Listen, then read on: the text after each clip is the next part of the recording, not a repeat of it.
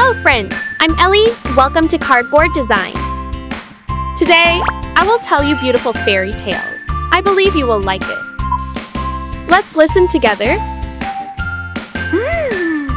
The first fairy tale. The story of the youth who went forth to learn what fear was.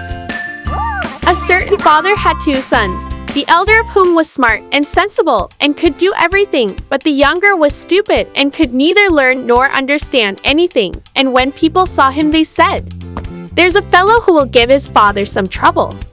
When anything had to be done, it was always the elder who was forced to do it, but if his father bade him fetch anything when it was late, or in the night time, and the way led through the churchyard, or any other dismal place, he answered, "Oh no, father, I'll not go there. It makes me shudder." For he was afraid. Or when stories were told by the fire at night which made the flesh creep, the listeners sometimes said, "Oh, it makes us shudder." The younger sat in a corner and listened with the rest of them, and could not imagine what they could mean. They are always saying it makes me shudder. It makes me shudder. It does not make me shudder. Thought he. That, too, must be an art of which I understand nothing. Now it came to pass that his father said to him one day, "Hearken to me, thou fellow in the corner there. Thou art growing tall and strong, and thou too must learn something by which thou canst earn thy living. Look how thy brother works, but thou dost not even earn thy salt." Well, father, he replied, I am quite willing to learn something. Indeed, if it could but be managed, I should like to learn how to shudder. I don't understand that at all yet. The elder brother smiled when he heard that, and thought to himself, Good God, what a blockhead that brother of mine is. He will never be good for anything as long as he lives. He who wants to be a sickle must bend himself betimes. The father sighed and answered him, Thou shalt soon learn what it is to shudder, but thou wilt not earn thy bread by that. Soon after this the sexton came to the house on a visit, and the father bewailed his trouble, and told him how his younger son was so backward in every respect that he knew nothing and learnt nothing. Just think, Said he, when I asked him how he was going to earn his bread, he actually wanted to learn to shudder. If that be all, replied the sexton. he can learn that with me. Send him to me, and I will soon polish him. The father was glad to do it, for he thought, It will train the boy a little. The sexton therefore took him into his house, and he had to ring the bell. After a day or two, the sexton awoke him at midnight, and bade him arise and go up into the church tower and ring the bell. Thou shalt soon learn what shuddering is. Thought he, and secretly went there before him. And when the boy was at the top of the tower and turned round, and was just going to take hold of the bell rope, he saw a white figure standing on the stairs opposite the sounding hole. Who is there? Cried he, but the figure made no reply, and did not move or stir. Give an answer, Cried the boy. or take thyself off. Thou hast no business here at night. The sexton, however, remained standing motionless that the boy might think he was a ghost. The boy cried a second time. What do you want here? Speak if thou art an honest fellow, or I will throw thee down the steps. The sexton thought, He can't intend to be as bad as his words. uttered no sound, and stood as if he were made of stone. Then the boy called to him for the third time, and as that was also to no purpose, he ran against him and pushed the ghost down the stairs, so that it fell down 10 steps and remained lying there in a corner. Thereupon he rang the bell, went home, and without saying a word went to bed, and fell asleep. The sexton's wife waited a long time for her husband, but he did not come back. At length she became uneasy, and wakened the boy, and asked, Dost thou not know where my husband is?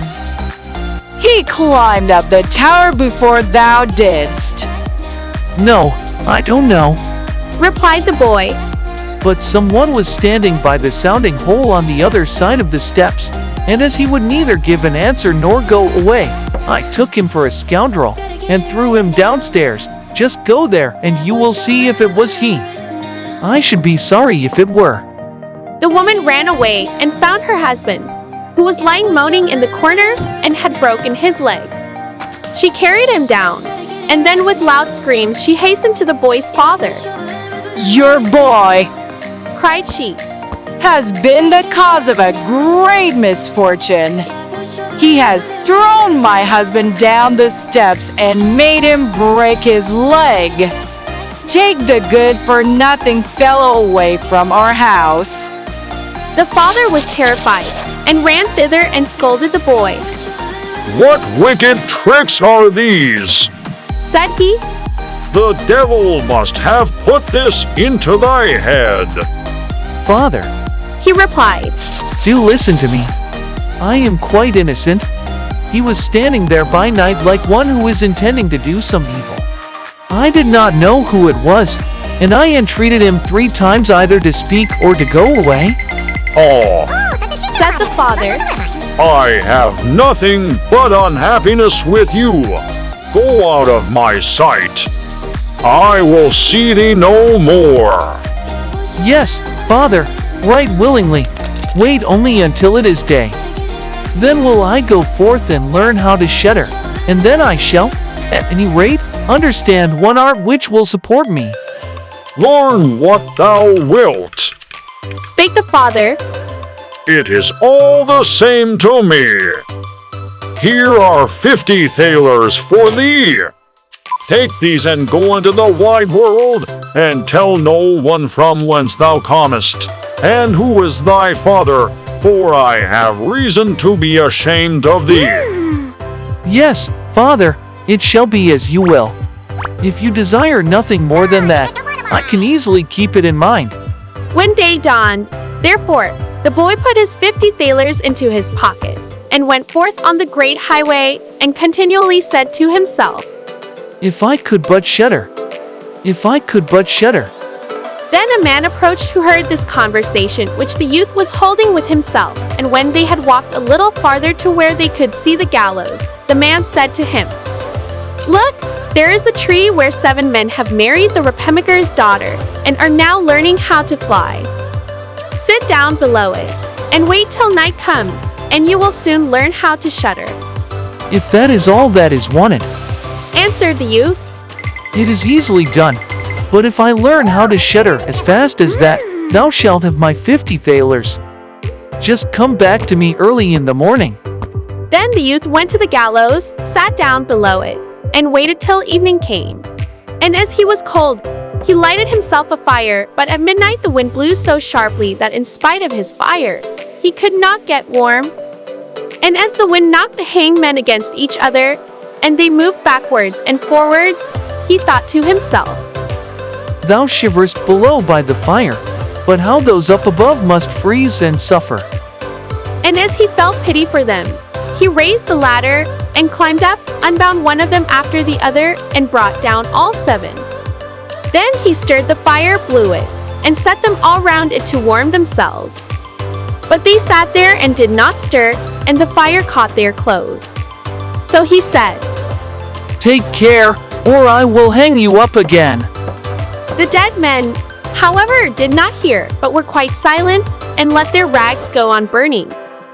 On this he grew angry, and said, If you will not take care, I cannot help you. I will not be burned with you. And he hung them up again each in his turn. Then he sat down by his fire and fell asleep, and the next morning the man came to him and wanted to have the 50 thalers, and said, Well, dost thou know how to shudder? No! Answered he, How was I to get to know? Those fellows up there did not open their mouths, and were so stupid that they let the few old rags which they had on their bodies get burned.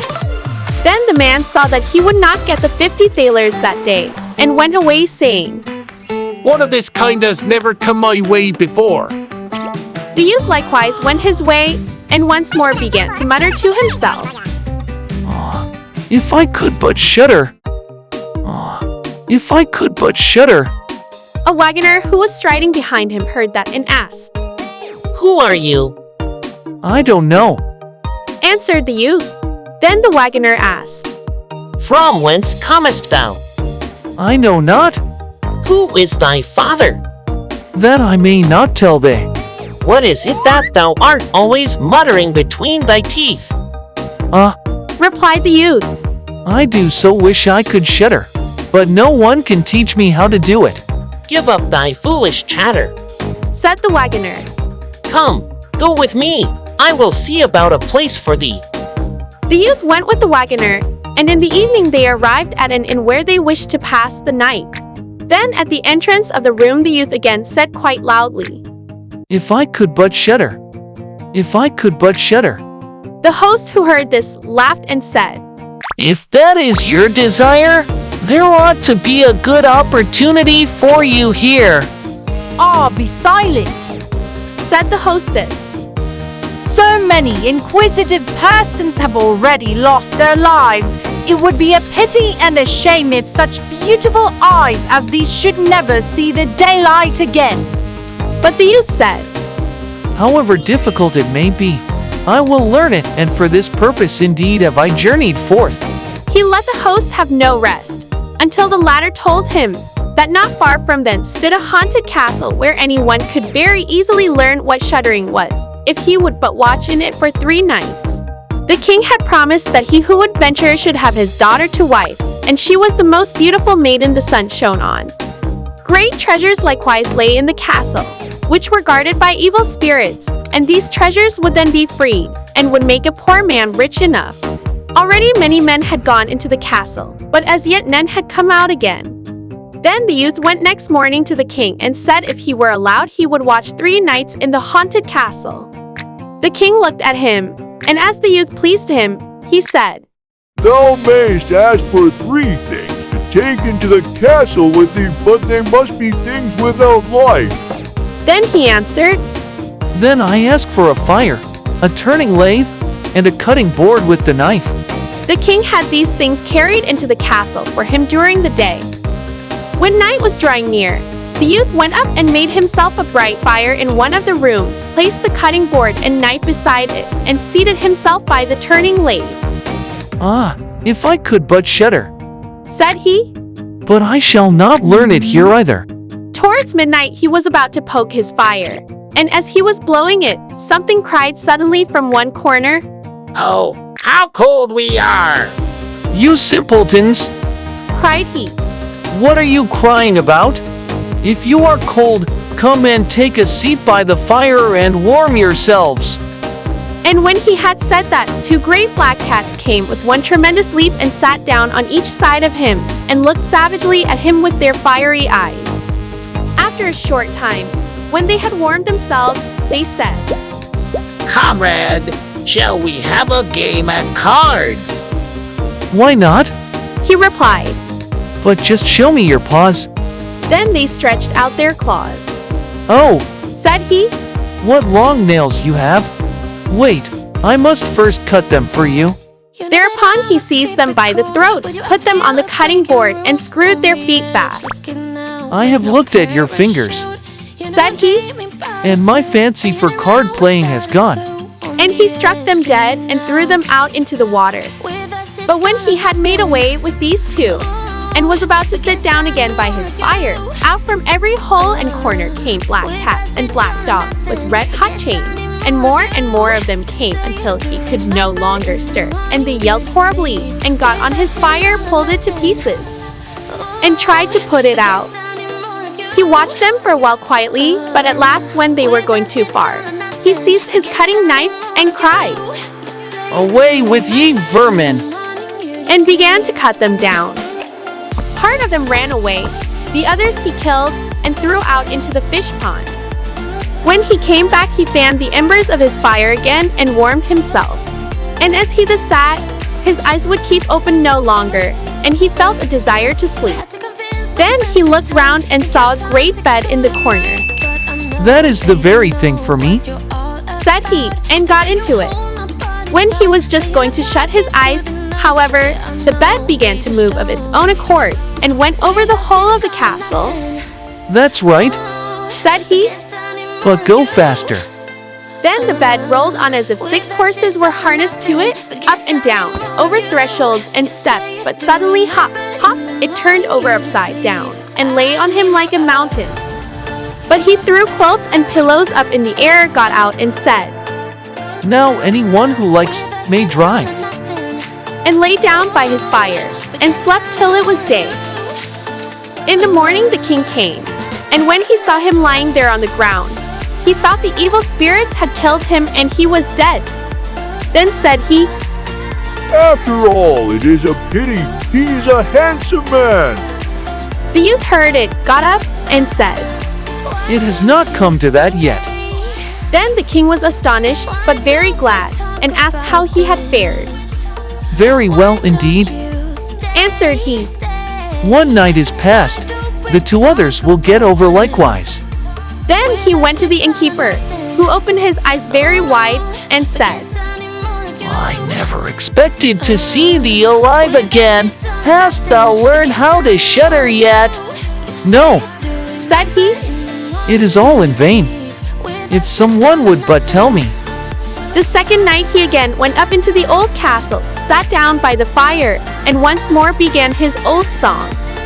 If I could but shudder. When midnight came, an uproar and noise of tumbling about was heard. At first it was low, but it grew louder and louder. Then it was quiet for a while, and at length with a loud scream, half a man came down the chimney and fell before him. Hello, Cried he. another half belongs to this. This is too little. Then the uproar began again. There was a roaring and howling, and the other half fell down likewise. Wait, Said he. I will just blow up the fire a little for thee. When he had done that and looked round again, the 2 pieces were joined together, and a frightful man was sitting in his place. That is no part of our bargain. Said the youth. The bench is mine.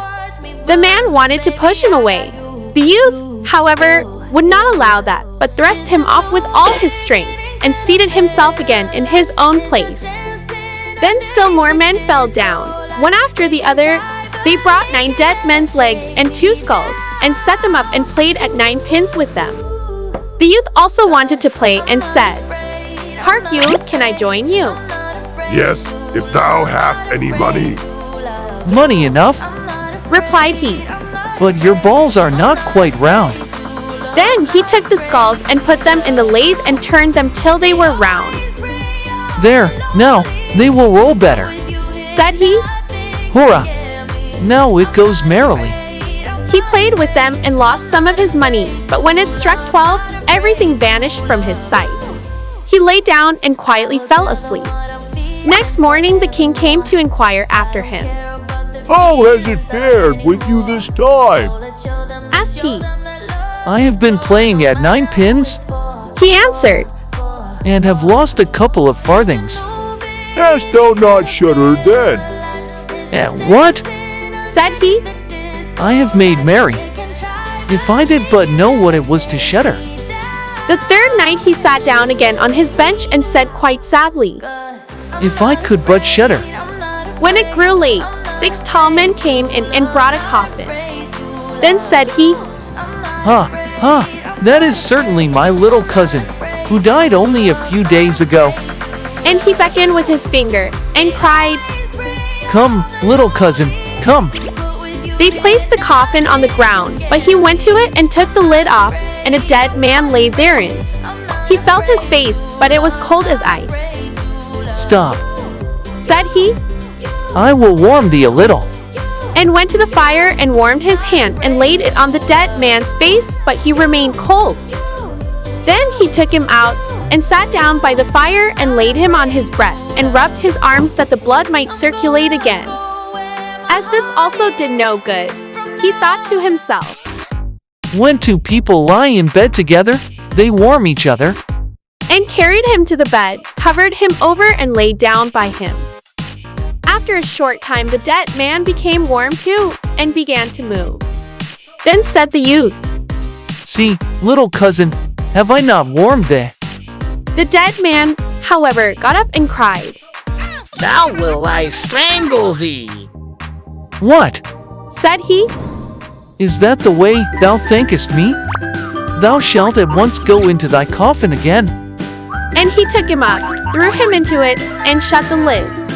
Then came the 6 men and carried him away again. I cannot manage to shudder. Said he. I shall never learn it here as long as I live. Then a man entered who was taller than all others, and looked terrible. He was old, however, and had a long white beard. Thou wretch, Cried he. thou shalt soon learn what it is to shudder, for thou shalt die. Not so fast. Replied the youth. If I am to die, I shall have to have a say in it. I will soon seize thee. Said the fiend. Softly, softly, do not talk so big. I am as strong as thou art, and perhaps even stronger. We shall see. Said the old man. If thou art stronger, I will let thee go. Come, we will try. Then he led him by dark passages to a smith's forge, took an axe, and with one blow struck an anvil into the ground. I can do better than that. Said the youth, and went to the other anvil. The old man placed himself near and wanted to look on, and his white beard hung down. Then the youth seized the axe, split the anvil with one blow, and struck the old man's beard in with it. Now I have thee. Said the youth. Now it is thou who will have to die. Then he seized an iron bar and beat the old man till he moaned and entreated him to stop, and he would give him great riches. The youth drew out the axe and let him go. The old man led him back into the castle, and in a cellar showed him 3 chests full of gold. Of these, Said he. one part is for the poor, the other for the king, the third is thine. In the meantime it struck 12, and the spirit disappeared. The youth, therefore, was left in darkness. I shall still be able to find my way out. Said he, and felt about, found the way into the room, and slept there by his fire. Next morning the king came and said, Now thou must have learnt what shuddering is. No, He answered, what can it be? My dead cousin was here, and a bearded man came and showed me a great deal of money down below, but no one told me what it was to shudder. Then Said the king. thou hast delivered the castle, and shalt marry my daughter. That is all very well, Said he. but still I do not know what it is to shudder. Then the gold was brought up and the wedding celebrated. But howsoever much the young king loved his wife, and however happy he was, he still said always, If I could but shudder, if I could but shudder. and at last she was angry at this. Her waiting maid said, I will find a cure for him. He shall soon learn what it is to shudder. She went out to the stream which flowed through the garden, and had a whole bucket full of gudgeons brought to her. At night when the young king was sleeping, his wife was to draw the clothes off him and empty the bucket full of cold water with the gudgeons in it over him, so that the little fishes would sprawl about him. When this was done, he woke up and cried, Oh, what makes me shudder so? What makes me shudder so, dear wife? Now I know what it is to shudder. The nature of fear. The story explores the concept of fear and how one's understanding of fear can be shaped through experiences. The protagonist, initially unaware of fear, embarks on a journey that exposes him to various frightening situations, ultimately leading to his comprehension of fear. Innocence and experience. The tale highlights the transition from innocence to experience. The youth starts his journey with a childlike innocence, not comprehending fear. However, as he encounters haunted castles and unsettling situations, he gains valuable experiences that shape his character and understanding of the world. Courage and personal growth. The protagonist's journey is a quest for self-discovery and personal growth. Despite facing eerie challenges, the youth remains courageous and curious. His willingness to confront the unknown reflects a form of bravery. In the end, When he experiences fear for the first time, it symbolizes a rite of passage and marks his readiness for adulthood. The story suggests that facing and understanding fear is an essential part of personal development. Second fairy tale: The Mouse, the Bird, and the Sausage. Once upon a time, a mouse, a bird, and a sausage formed a partnership. They kept house together, and for a long time they lived in peace and prosperity, acquiring many possessions. The bird's task was to fly into the forest every day to fetch wood. The mouse carried water, made the fire, and set the table. The sausage did the cooking. Whoever is too well off always wants to try something different. Thus one day the bird chanced to meet another bird, who boasted to him of his own situation. This bird criticized him for working so hard while the other two enjoyed themselves at home. For after the mouse had made the fire and carried the water, she could sit in the parlor and rest until it was time for her to set the table. The sausage had only to stay by the pot watching the food cook. When mealtime approached, she would slither through the porridge or the vegetables, and thus everything was greased and salted and ready to eat. The bird would bring his load of wood home. They would eat their meal, and then sleep soundly until the next morning. It was a great life. The next day, because of his friend's advice, the bird refused to go to the forest, saying that he had been their servant long enough. He was no longer going to be a fool for them. Everyone should try a different task for a change. The mouse and the sausage argued against this, but the bird was the master, and he insisted that they give it a try. The sausage was to fetch wood, the mouse became the cook, and the bird was to carry water. And what was the result? The sausage trudged off toward the forest, the bird made the fire, and the mouse put on the pot and waited for the sausage to return with wood for the next day. However, the sausage stayed out so long that the other two feared that something bad had happened. The bird flew off to see if he could find her. A short distance away, he came upon a dog that had seized the sausage as free booty and was making off with her. The bird complained bitterly to the dog about this brazen abduction, but he claimed that he had discovered forged letters on the sausage, and that she would thus have to forfeit her life to him. Filled with sorrow, the bird carried the wood home himself and told the mouse what he had seen and heard. They were very sad, but were determined to stay together and make the best of it. The bird set the table while the mouse prepared the food. She jumped into the pot, as the sausage had always done, in order to slither and weave in and about the vegetables and grease them, but before she reached the middle, her hair and skin were scalded off, and she perished.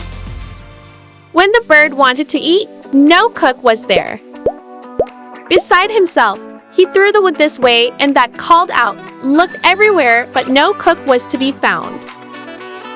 Because of his carelessness, the scattered wood caught fire, and the entire house was soon aflame. The bird rushed to fetch water, but the bucket fell into the well, carrying him with it, and he drowned. The importance of harmony and shared responsibilities. Initially, the trio's harmonious living arrangement and division of labor brought happiness and efficiency. Changing this system disrupted their lives. Valuing others' work, the tale warns about the consequences of undervaluing others' work. The bird's envy led to a disregard for the hard work undertaken by the sausage and the mouse, resulting in chaos. The consequences of arrogance and unnecessary change. The story cautions against arrogance and unnecessary change. The bird's refusal to adhere to its original duties and the pursuit of change without careful consideration led to tragic outcomes for all involved. Fairy tales are really good and meaningful, aren't they? Through fairy tales, we learn valuable lessons about life. To listen to more meaningful fairy tales, please like, share, and subscribe. See you tomorrow. Bye-bye.